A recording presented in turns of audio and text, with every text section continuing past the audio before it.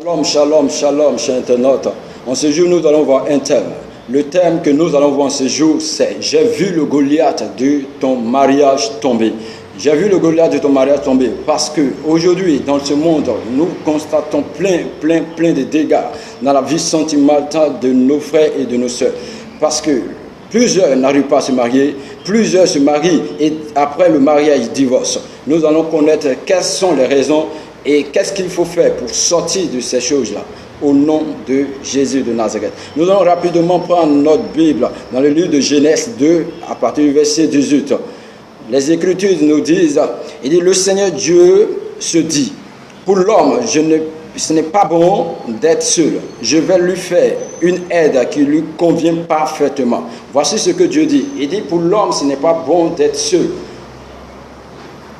Dieu nous a créés afin d'être épanouis dans la vie. La solitude ne vient pas de Dieu. La solitude n'accomplit pas la pensée de Dieu. Parce que dans la solitude, nous nous trouvons vides. Dans la solitude, nous nous trouvons abandonnés. C'est pour cela, le Seigneur, dans son amour, lorsqu'il a créé Adam, il a permis que Adam soit accompagné d'une de sa femme. Et cette femme qui était Ève a comblé sa joie. Lorsque Adam l'a vu, il dit, voici la chair de ma chair, voici l'os de mes os. Pourquoi? Parce qu'il avait vu son semblable. Dieu, dans sa grâce, veut que nous nous marions. Dieu, dans sa grâce, veut que nous soyons heureux dans notre mariage.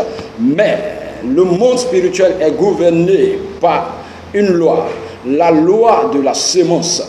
Parce que lorsque Dieu a créé l'univers, il a créé tout ce que nous pouvons connaître. Il a mis l'homme dans le jardin. Sans l'homme dans le jardin comme gouverneur pour gérer tout ce qui est travail du jardin, l'homme était seul. Et Dieu a trouvé bon de faire dormir l'homme et de prendre une côte de l'homme afin de faire la femme. Et lorsque l'homme s'est réveillé, il était heureux de voir cette femme qu'il avait. Et à partir de là, les Écritures nous disent que l'homme et la femme étaient ensemble.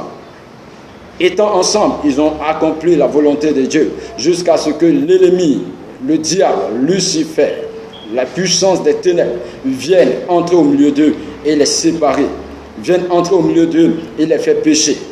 Parce que lorsque deux personnes s'unissent, c'est l'amour, c'est l'union. Le diable n'aime pas l'amour, le diable n'aime pas l'union. Et quiconque décide de s'unir, quiconque décide d'être dans l'amour de Dieu, selon ce que Dieu lui-même a dit, il dit, je vous ai aimé depuis le commencement, c'est pour cela que je vous ai créé. Je vous ai créé à mon image et à ma ressemblance, afin que vous soyez mon peuple. Donc, si Dieu nous a aimés, c'est que nous avons trouvé grâce à ses yeux. Mais lorsque les démons, lorsque les sorciers, lorsque le diable lui-même en personne voit l'union, il a la haine, parce que la haine qui sort de lui est le contraire de l'amour. L'amour est le contraire de la haine. Donc, voyant l'union, il vient pour détruire, il vient pour séparer, il vient pour anéantir. Mais gloire soit rendue à Dieu, qui nous a donné un pouvoir, une puissance. Mais nous allons voir cela tout à l'heure. Nous allons le voir. Dans le livre de Genèse 2, verset 24, la Bible dit, l'homme quittera son père et sa mère et s'attachera à sa femme. Les deux formeront une seule chair. Une seule chair. Dieu, dans sa bonté, dans sa grâce, a permis que l'homme, ou soit l'humanité, soit remplie d'humains. Et nous nous sommes multipliés. Il nous a bénis. Et en cela, il dit chacun de gauche à droite, l'homme quittera son père et sa mère, s'attachera à sa femme. Et les deux vont former une seule personne. Eux aussi vont se multiplier. Ils vont aussi avoir des enfants. Ces enfants aussi vont aller se marier. Ils vont former aussi une seule chair. Afin que d'éternité en éternité, de descendance en descendance, il y ait des humains sur la terre. C'est cette loi que Dieu a installée. Mais dans la volonté de Dieu, il veut que nous soyons épanouis dans le mariage. Il veut que l'homme se marie. Il veut que l'homme soit dans la joie. Il veut que l'homme soit stable. Il veut que l'homme soit béni. Aujourd'hui, nous allons nous arrêter là. Par sa grâce et son amour, nous allons voir plusieurs thèmes. Et au fur et à mesure, nous allons comprendre plein de choses. Mais avec la grâce et l'amour de Dieu, nous irons jusqu'à atteindre le miracle de Dieu, afin que nous soyons bénis. Parce que dans ses desseins, il a réservé beaucoup de projets, beaucoup de bénédictions pour nous, au nom de Jésus. Amen.